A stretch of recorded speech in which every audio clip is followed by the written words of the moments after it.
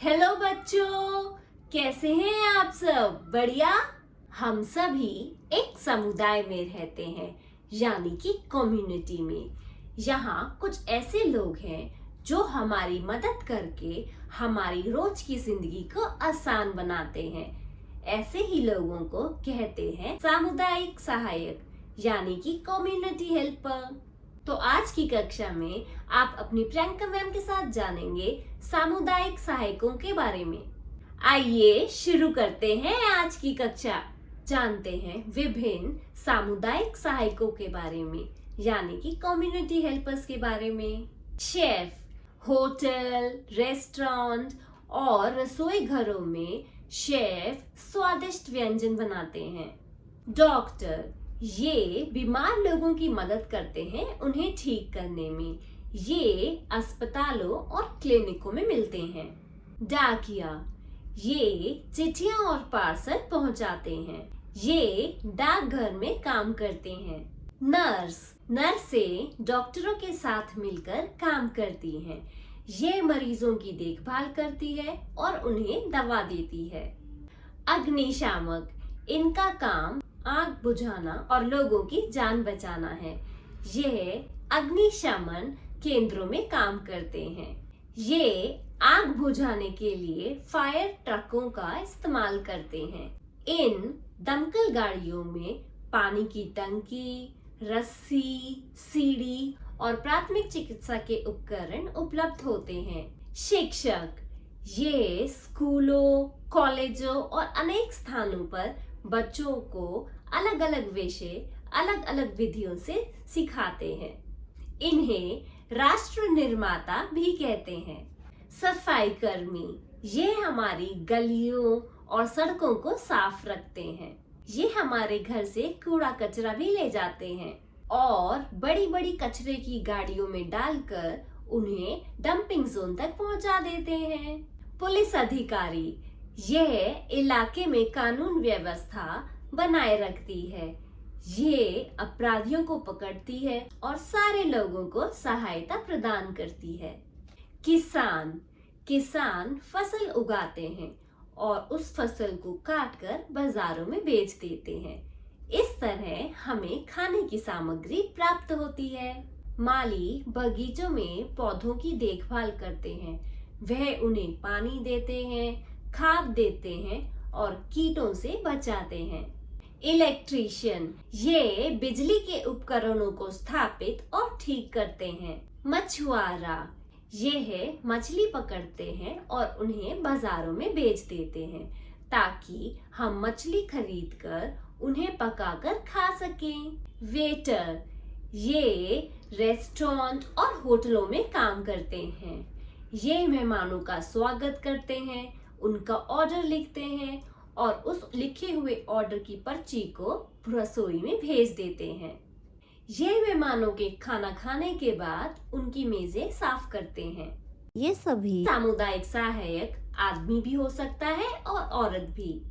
इन्हीं की तरह ही कई और सामुदायिक सहायक हैं जिनके बारे में आप मेरी पहले की वीडियोस को देखकर जान सकते हैं। प्रश्न उत्तर। प्रश्न 1, सही पर गोला लगाएं। शेफ कहाँ काम करते हैं? School, hotel. होटल। डाकिया क्या लेकर आता है? पत्र, खरगोश। पत्र। प्रश्न 2, राष्ट्र निर्माता किसे कहा जाता है? आप सभी को प्रश्न 2 का जवाब मुझे इस ईमेल आईडी पर भेजना है। आइए अब सुनते हैं आज की कहानी, जो है लालची ब्राह्मण। एक दिन 4 ब्राह्मण वन के भीतर जा रहे थे। कुछ देर बाद उनको एक आश्रम नजर आया। उस आश्रम में रहते थे योगी जी। चारों ब्राह्मण उस आश्रम की ओर गए। योगी जी बाहर निकलकर आए और पूछे, कौन हो तुम लोग? पहला ब्राह्मण बोला, हमने आपकी अनोखी शक्तियों के बारे में सुना है। आपसे मिलकर हम धन्य हुए। क्या आप हमें भी अपनी चमत्कार दिखाएंगे? योगी जी ने सोचा, ये ब्राह्मण अच्छे इरादे से यहाँ आए हैं, मुझे इनकी सहायता करनी चाहिए। योगी जी आश्रम के अंदर गए और 4 कुदाल लाकर ब्राह्मणों को सौंप दी। गांव के पास एक छोटा तालाब है और उस तालाब के साथ ही एक अंजीर का पेड़ है। उस पेड़ के पास जो लाल मिट्टी है उसे खोदो और अपना भाग्य आजमाओ। ब्राह्मण कुदाल लेकर उसी स्थान पर आ पहुंचे। खोदते समय पहले वाले को एक तांबे का ढेर मिला। वह बोला, चलो चलकर चारों इसे आपस में बांट लेते हैं। अरे नहीं, हमें सोना चाहिए और जब तक सोना ना मिले खोदते रहो। तुम चाहो तो वापस जा सकते हो।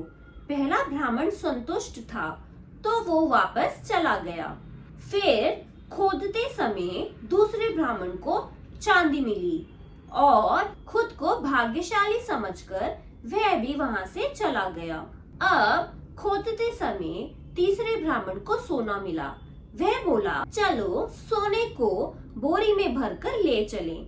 चौथा ब्राह्मण बोला, नहीं, पहले तांबा, फिर चांदी, फिर सोना। अगर मैं और कोशिश करूं तो शायद मुझे हीरे मिल जाएं।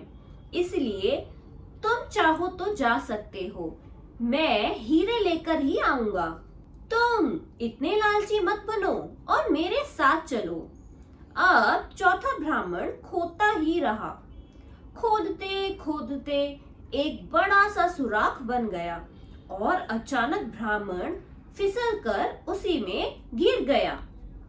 खुद को उसने एक अलग सी जगह में पाया। वहां उसने एक आदमी को देखा जिसके सर पर एक चक्र घूम रहा था। यह देख वह हैरान रह गया और पूछा, तुम कौन हो और यहाँ क्या कर रहे हो? ब्राह्मण के ऐसा पूछते ही अब वह चक्र उसके सिर पर आ गया और घूमने लगा। ब्राह्मण ने उस आदमी से पूछा, मैं यहाँ से अब कब मुक्त होऊंगा? आदमी बोला, जब तुम्हारी तरह कोई लालची इंसान जमीन खोदते खोदते यहाँ आएगा तब। ऐसा बोलकर आदमी उस सुराख से बाहर निकल गया। शिक्षा, लालच का फल हमेशा बुरा होता है।